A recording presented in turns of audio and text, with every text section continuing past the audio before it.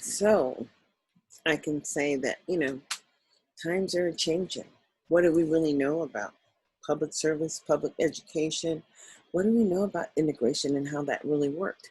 See, there's been no measurement of the maintenance of effort for public education and the outcomes of Brown versus the Board of Education across this nation, especially in the larger cities. It's been so easy to allocate funds to, you know, cities and states to support their people who are in poverty or who would need additional support. And it's just amazing that we are less than 150 years old out of, 150 out of the Emancipation Proclamation, but it really doesn't matter the time frame. The reality is that we're all Americans. And I'm sure my stepfather was in the military, and I'm sure he wanted to have someone that was an American at his back to ensure that he was going to be safe, especially in these countries that our people are, all around the world fighting to ensure that democracy happens. But yet here in America, they struggle to ensure that we don't have access to the ballot box. And if we're not speaking up on the amount of dollars allocated in larger cities, especially because we have entertainers and super athletes, and just the whole arena around the entertainment world just funds public services. Because if you're an entertainer or you're a professional, you're going to pay, especially singers and rap artists and whatever. They're paying hundreds of thousands of dollars in tax revenue that comes back to local states. But how is that money actually allocated? Well, for a long time, we've always had representatives. Some we voted for, some other people voted for. But when we stopped voting and we stopped allowing, we began to allow others who were in leadership appoint people to represent us. Now, they appointed people that they could sway their views, as far as I'm concerned, because as far as I'm concerned, if I can't measure the maintenance and effort that you're putting to ensure that access happens for all people, then I have a problem with it. And there's nothing wrong with me having a problem because it's my perspective. And you wouldn't have this perspective. I listened the other day to a talk show. People were calling in, talking about they had a concern about John Lewis and the role that he played. But guess what? He played a role to establish the future that's been established thus far. We have to have people who are willing to stand out there and be heard and work within the system, because we're forced, we're still living on the plantation and still forced to have, in order to get out of the dependency on the system, to understand it and navigate it. And because we can't, we're certainly stuck in the swamp. I'm going to share this video and then we'll come back and talk. Malcolm X, the minister of the Black Muslim community in New York and national representative of Elijah Muhammad, the spiritual leader of the Black Muslim movement. Mr. Malcolm, may I ask you to tell us something about the Black Muslim movement in America? What is it? What does it stand for? Well, it's number one, it primarily is a religious movement here in America that's designed to reform the black man, or the so-called Negroes. Reform us morally, and enable us to stand on our own 2 feet and do something for ourselves.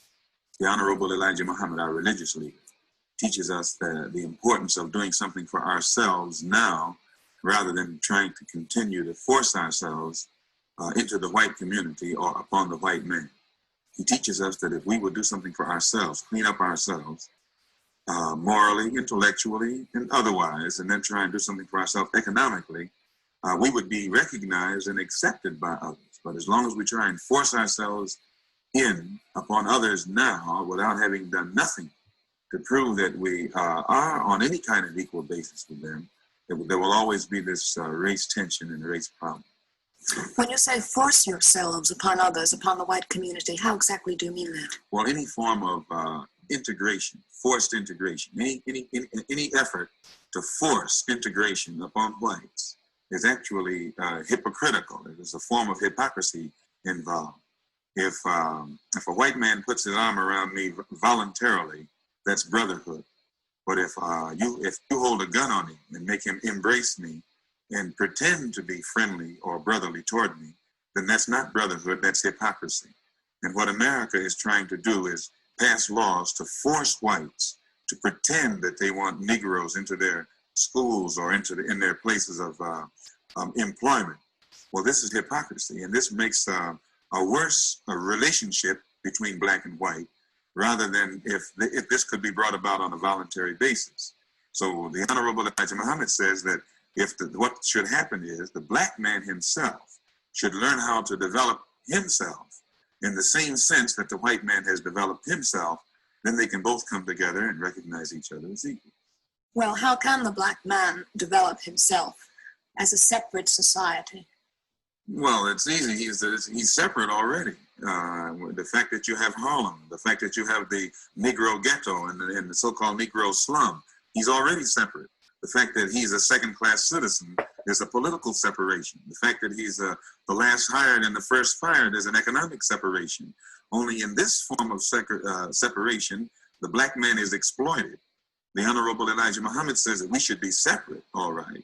But in this separate state or separate existence, the black man should be given the opportunity and the incentive to do for himself what the white man has done for himself. If you have an all-white neighborhood, you don't call it a segregated neighborhood, but you call an all-black neighborhood a segregated neighborhood. Yeah. Why? Because the segregated neighborhood is the one that's controlled from the outside by others. But a separate neighborhood is a neighborhood that is independent, it's equal, it can stand on its own 2 feet, such as the white neighborhood. It's an independent, free neighborhood, free community. They're not trying to force themselves upon anyone, socially or otherwise. But the Negro neighborhood, which is inferior, is begging for a chance to integrate itself into that which is superior, which is not going to happen. It's going to cause trouble. Well, in other words, then you think the Negro has first to raise himself to a status of equality with the white community. Yes. Now, what happens, assuming that he can do that? Would you then be in favor of integration, let's say, in the schools or anyplace else? When you are equal with another person, the problem of integration doesn't even arise. It doesn't come up. The Chinese in this country aren't asking for integration. The Japanese aren't asking for integration.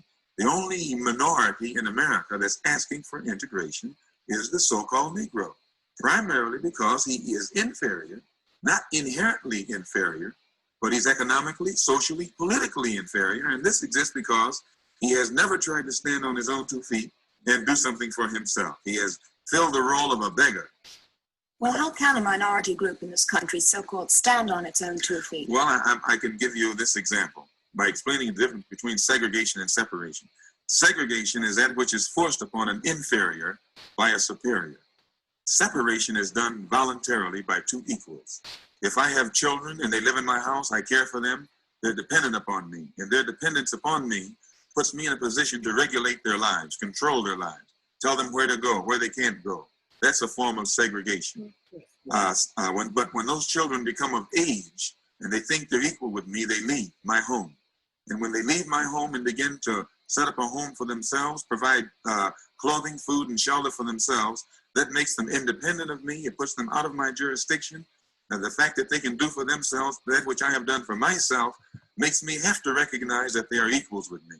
And now the Honorable Elijah Muhammad says that the black man in America for the past 400 years has been like a boy in the white man's house, begging the white man for a job, for food, clothing, and shelter. And then after the white man provides him with all of these things, he turns around and has the nerve to get angry at the white man when the white man tries to control his life.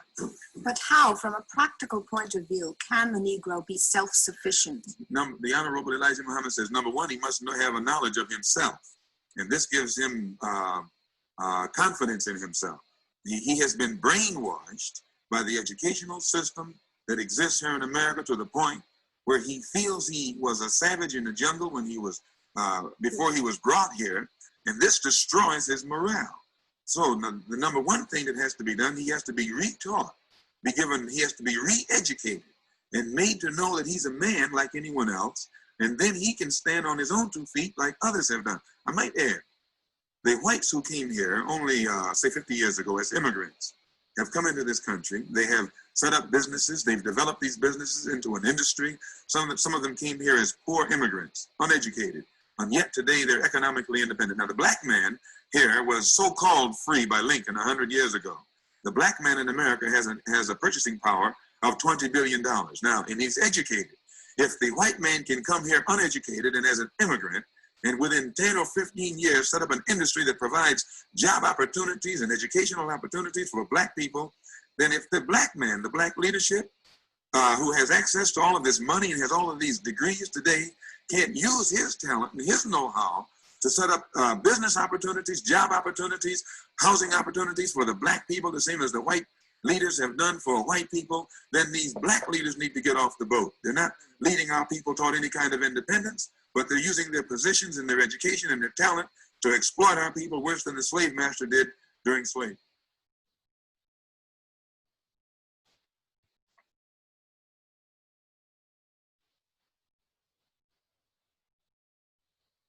Okay, so, everybody has a perception as to where we are today.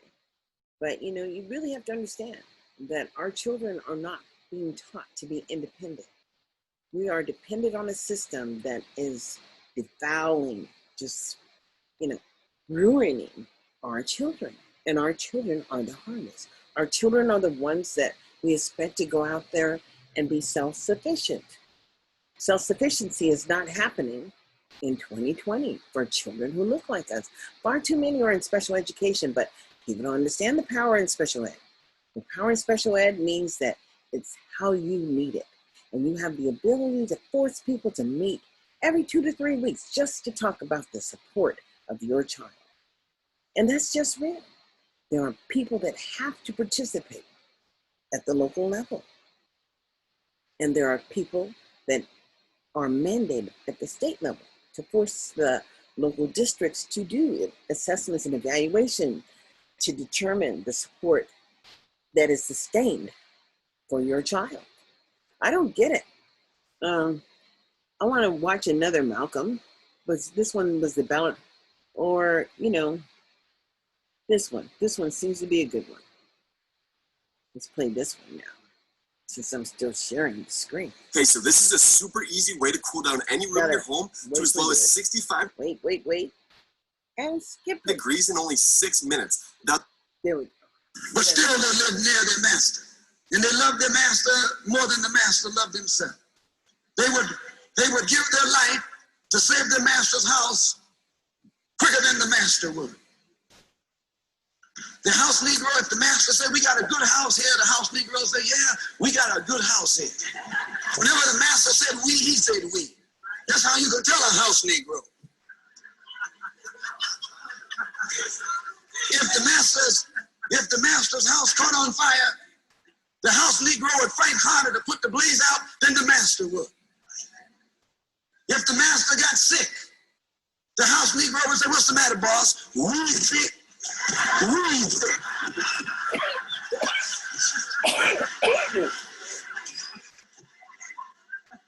He identified himself with his master more than his master identified with himself.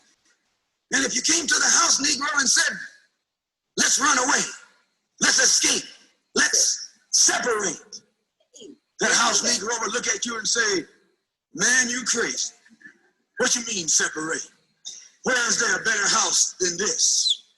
Where can I wear better clothes than this? Where can I eat better food than this? That was that house Negro. In those days, he was called a house nigger. And that's what we call him today, because we still got some house niggers running around here.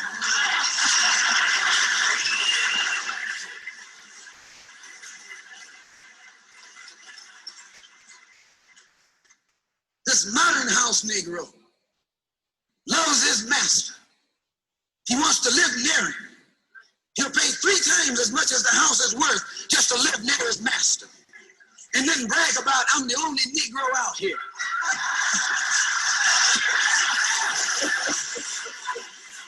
It's still happening. I'm the only one on my job. I'm the only one in this school. You're nothing but a house Negro. And if someone come to you right now and say, let's separate, you say the same thing that the house Negro said on the plantation. What you mean separate? From America? This good white man? Where you gonna get a better job than you get here?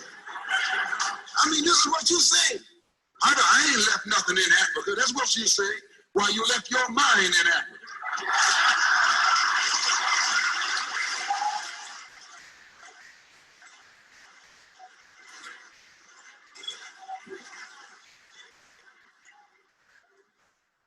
On that same plantation, there was the field Negro. The field Negro, those were the masses. There was always more Negroes in the field than there was Negroes in the house. The Negro in the field caught hell. He ate leftovers. In the house, they ate high up on the hole. The Negro in the field didn't get nothing but what was left of the insides of the hole. They call them chitlins nowadays. In those days, they call them what they were, guts. That's what you were, a gut eater. And some of you are all still gut eaters.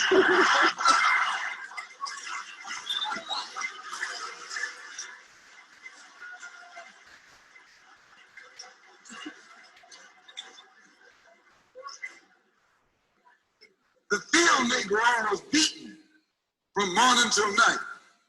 He lived in a shack, in a hut.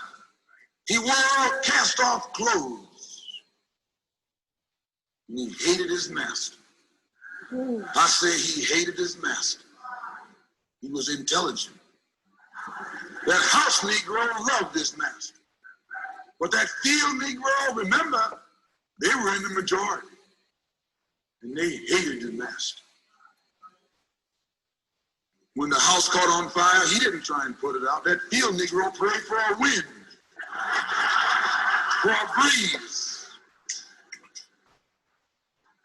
When the master got sick, the field Negro prayed that he died.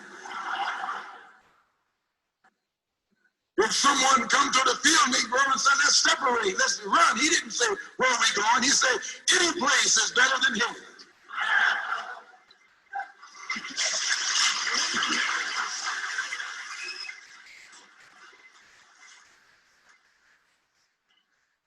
You got field Negroes in America today. I'm a field Negro. The masses are the field Negroes. When they see this man's house on fire, you don't hear these little Negroes talking about our government is in trouble. They say the government is in trouble.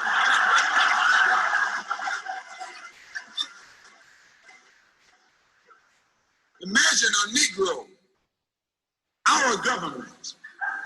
I even heard one say our astronauts. They won't even let him near the plant. And our astronauts, our Navy, that's a Negro that's out of his mind. That's a Negro that's out of his mind. Just as the slave master in that day used Tom, the house Negro, to keep the field Negroes in check.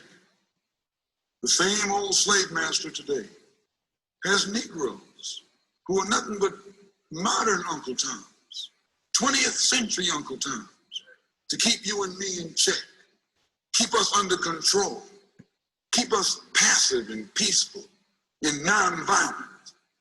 That's Tom making you nonviolent.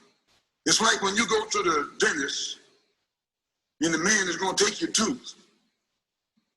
You're going to fight him when he starts pulling. So they squirt some stuff in your jaw called Novocaine to make you think they're not doing anything to you. So you sit there and because you got all that Novocaine in your jaw, you suffer peacefully.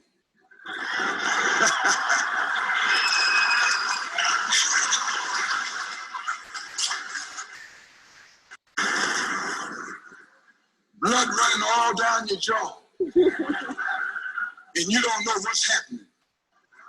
Because someone has taught you to suffer peacefully. The white man do the same thing to you in the street. When he gonna want to put knots on your head and take advantage of you and don't have to be afraid of you fighting back. To keep you from fighting back, he get these old religious Uncle Toms to teach you and me that just like Novocaine, suffer peacefully. Don't stop suffering, just suffer peacefully. As Reverend Cleave pointed out, let your blood flow in the streets. This is a shame. You know, he's a Christian preacher. If it's a shame to him, you know what it is to me.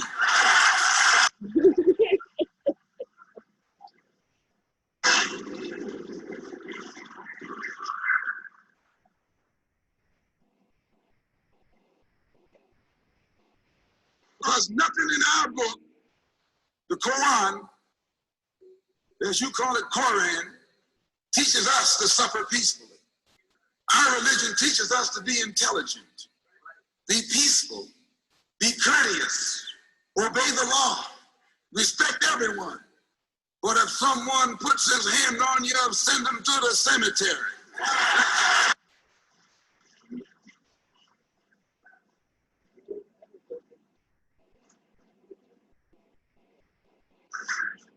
That's a good religion. In fact, that's an all-time religion.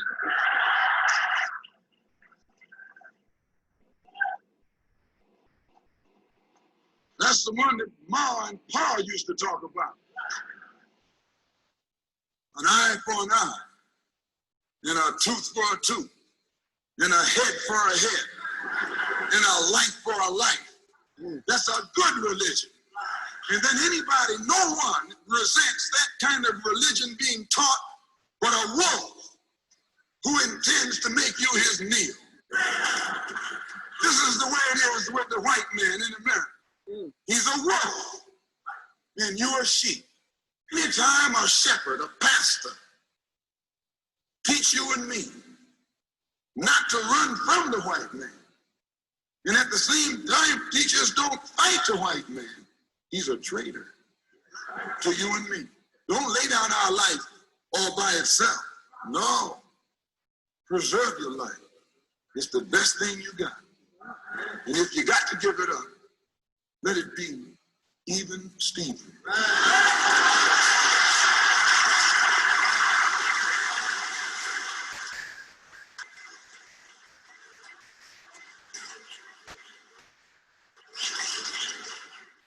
The slave master took Tom and dressed him well and fed him well and even gave him a little education.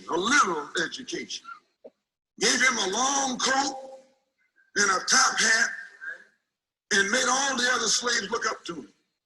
Then he used Tom to control them.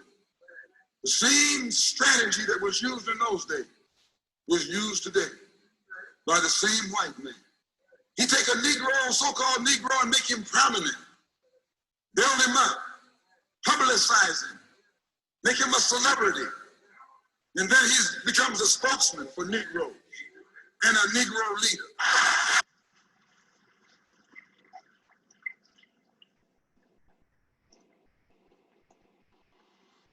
I would like to just mention one thing else quickly, and that is the method that the white man uses, how the white man uses these big guns or Negro leaders against the Black Revolution. They're not a part of the Black Revolution. They're used against the Black Revolution. When Martin Luther King failed to desegregate Albany, Georgia, the civil rights struggle in America reached its low point. King became bankrupt almost as a leader. Plus, even financially, the Southern Christian Leadership Conference was in financial trouble. Plus, it was in trouble, period, with the people when they failed to desegregate Albany, Georgia. Other Negro civil rights leaders of so-called national stature became fallen idols. As they became fallen idols, began to lose their prestige and influence, local Negro leaders began to stir up the masses. In Cambridge, Maryland, Gloria Richardson. In Danville, Virginia, in other parts of the country, local leaders began to stir up our people at the grassroots level. This was never done by these Negroes whom you recognize of national stature. They controlled you, but they never incited you or excited you. They controlled you, they contained you. They kept you on the plantation. As soon as King failed in Birmingham, Negroes took to the streets. King got out and went out to California to a big rally and raised about, I don't know how many thousands of dollars. Come to Detroit and had a march and raised some more thousands of dollars. And recall, right after that, Wilkins attacked King, accused King and the Corps of starting trouble everywhere and then making the NAACP get him out of jail and spend a lot of money. And then he accused King and Corps of raising all the money and not paying it back. This happened. I got it in documented evidence in the newspaper. Roy started attacking King, and King started attacking Roy, and farmers started attacking both of them. And as these Negroes of national stature began to attack each other, they began to lose their control of the Negro mass. And Negroes was out there in the streets. They was talking about, we're going to march on Washington. By the way, and right at that time, Birmingham had exploded, and the Negroes in Birmingham, remember, they also exploded. They began to stab the crackers in the back and bust them upside the head. Yes, they did. That's when Kennedy sent in the troops down in Birmingham. So, and right after that, Kennedy got on the television and said, this is a moral issue. That's when he said he's going to put out a civil rights bill. And when he mentioned civil rights bill and the Southern crackers started talking about they were going to boycott it or filibuster, then the Negroes started talking about what? We're going to march on Washington, march on the Senate, march on the White House, march on the Congress, and tie it up, bring it to a halt. Don't let the government proceed. They even said they was going to go out to the airport and lay down on the runway and don't let no airplanes land. I'm telling you what they said. That was revolution. That was revolution. That was the Black Revolution. It was the grassroots out there in the street. Scared the white man to death. Scared the white power structure in Washington, D.C. to death. I was there. When they found out that this black steamroller was going to come down on the Capitol, they called in Wilkins. They called in Randolph. They called in these national Negro leaders that you respect and told them, call it off. Kennedy said, look, you all letting this thing go too far. And old Tom said, boss, I can't stop it because I didn't start it.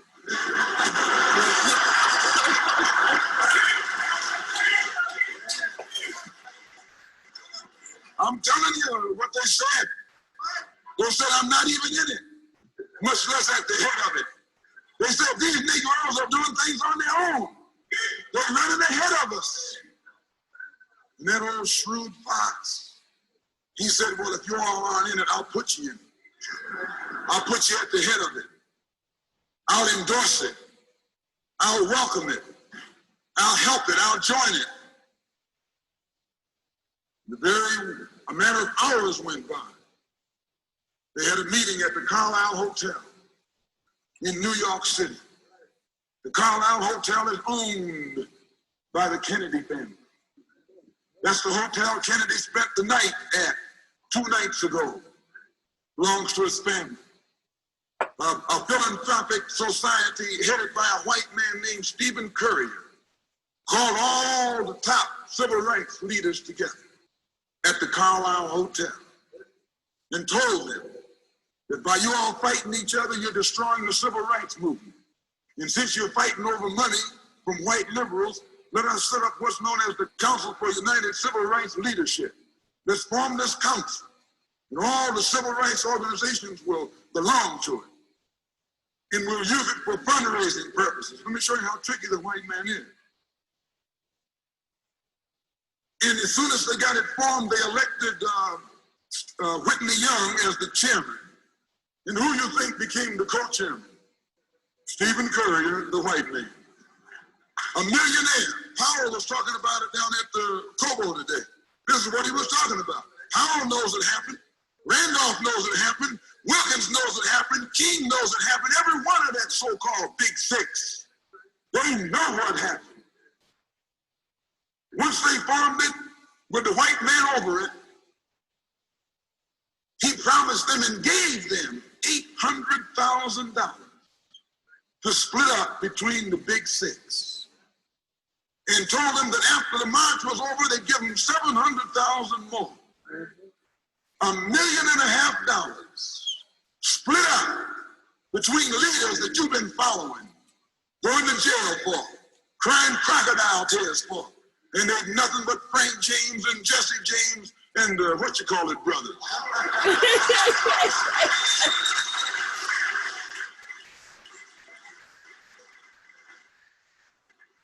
Soon as they got the setup organized, the white man made available to them top public relations experts, opened the news media across the country at their disposal. And then they begin to project these Big Six as the leaders of the march. Originally, they weren't even in the march. You was talking this march talk on Hastings Street. Is Hastings Street still here? On Hastings Street. You was talking the march talk on Lenox Avenue. And down on, Fillmore Street. In Central Avenue. And 32nd Street and 63rd Street. That's where the march talk was being talked. But the white men put the Big Six ahead of it, made them the march. They became the march. They took it over. And the first move they made after they took it over, they invited Walter Reuther, a white man. They invited a priest, a rabbi, and an old white preacher. Yes, an old white preacher. The same white element that put Kennedy in power, labor, the Catholics, the Jews, and liberal Protestants. Same clique that put Kennedy in power joined the March on Washington. It's just like when you got some coffee that's too black, which means it's too strong. What you do? You integrate it with cream. Yes.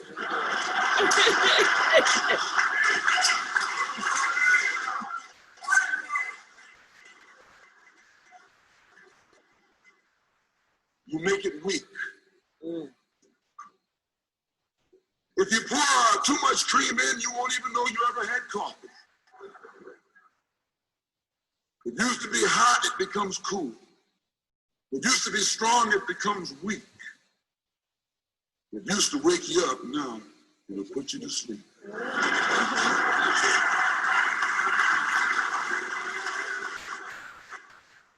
This is what they did with the March on Washington. They joined it. They didn't integrate it, they infiltrated it. They joined it, became a part of it, took it over. And as they took it over, it lost its militancy. They ceased to be angry. They ceased to be hot. They ceased to be uncompromising. Why, it even ceased to be a march. It became a picnic, a circus. Nothing but a circus with clowns and all. You had one right here in Detroit. I saw it on television with clowns leading, white clowns and black clowns. I know you don't like what I'm saying, but I'll tell you anyway, because I can prove what I'm saying. If you think I'm telling you wrong, you bring me Martin Luther King and A. Philip Randolph and James Farmer and those other three, and see if they'll deny it over a microphone. No, it was a sellout. It was a takeover. When James Baldwin came in from Paris, they wouldn't let him talk because they couldn't make him go by the script. Burt Lancaster wrote the speech that Baldwin was supposed to make. They wouldn't let Baldwin get up there because they know Baldwin liable to say anything. They controlled it so tight, they told those Negroes what time to hit town, how to come, where to stop, what sign to carry, what song to sing, what speech they could make and what speech they couldn't make, and then told them to get out of town by sundown.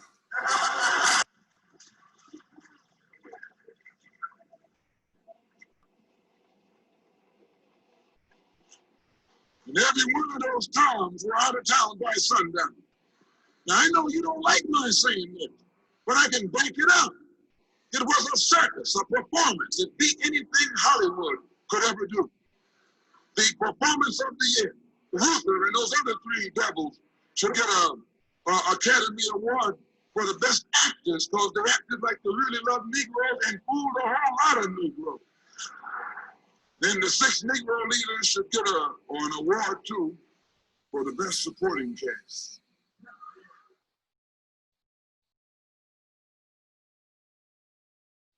That was real. Okay, so, not much has changed in America. We still have people who represent our voices, and we still struggle to ensure that our rights, our personal rights, are protected. They're just not. Today, the public school system is a non-working entity because people don't understand that they have rights, personal rights, to ensure that their children are successful. Quite frankly, it's a reality. You don't have to share the screen. Let me stop the share. So, the reality is that, we follow the process, and the process has been established. People have children. What do you do?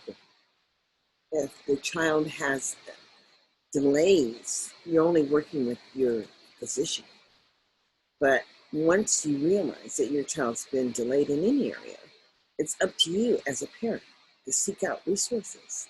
America's full of resources, rich resources. You wouldn't even believe the amount of support that one can have if they understand what the law says. And so you just need to realize that failure is just never an option.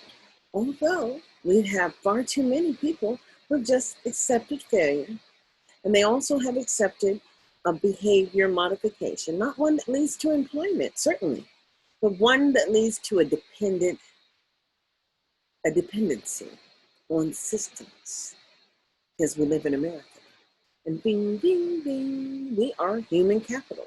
So when you realize from the outside looking in that perhaps you're not getting your fair share, and you're not. As an American whose people were formerly enslaved in America, but still an American citizen, what is the value of citizenship is the request you need to ask, because every local city has a responsibility to their local states, and every local state has a responsibility to a free and appropriate public education. Well, you might say, just what does that look like, right? What is a free and appropriate public education? Because people don't know what it looks like. Let me put it this way. It's Burger King because it's the way you need it, not the way they would like to give it to you. But it's the way they would like to give it to you if you don't understand that you have power in the situation. You must educate yourself. We came out of this factory with limited knowledge. We came out of this factory with the ability to just, sustain ourselves. But simply because my stepfather was in the Air Force, the United States Air Force, and he served this country, which taught me that in service we progress.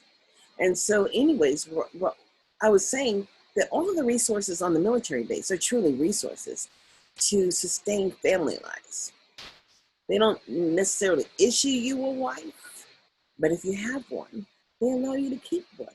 And then they have a separate society within the military to entertain their soldiers and keep, families together.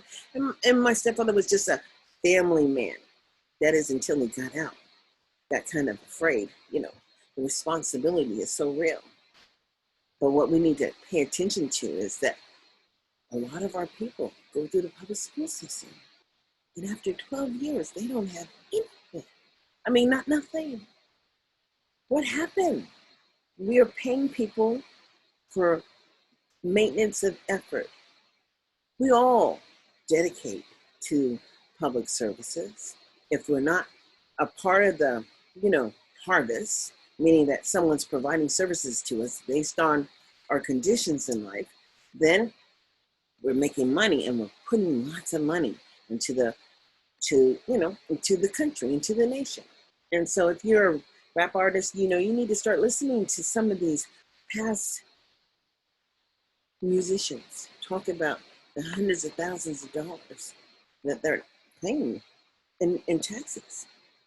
And then understand that perhaps they're not having an opportunity to benefit off of their ingeniousness. I mean, because you can look through history and understand that we as a people have been truly gifted and have given to the takers, because we cannot measure the maintenance of effort for the monetary support that's being provided across the nation for people who look like us, and simply just being denied the opportunity to speak out to protect those rights. And then we have law enforcement that will take your life. And that's a reality that we've been suffering our whole 400 years that we've been in this nation, or however long it was. Sovereign nation, we've been here. We were here prior to slavery, but we're still here. But the mere fact that our skin was not for you, that someone can make and take advantage of people who look like us or who had a tone of melanin in their skin, and then, benefit because of the audacity that they're better. No, God didn't make them better. God made us all equal. We're all humans, of course, and humans have a right to learn. So as my participation grew within the educational system, I just really, when I move into an area, I really want to know what it looks like. So, there are different subgroups and categories you get to analyze to determine what you're doing and if it's working. But the real deal is that, if we're not measuring the benefit of support to all children, then there's something wrong here. There's definitely something wrong when you have so few kids in a system that you cannot demonstrate the support for all of the children who look like those children. Just pulling a few along to demonstrate that, that the program that you have is truly effective, but it's not, because it's criminalizing and demoralizing so many people. And they're being dependent, system dependent for 30 years or more. And you don't have to be. We need to train people for skilled labor. As we were skilled laborers when we came to America. I'm gonna just try to bring resources to ensure that we have the ability to empower each other.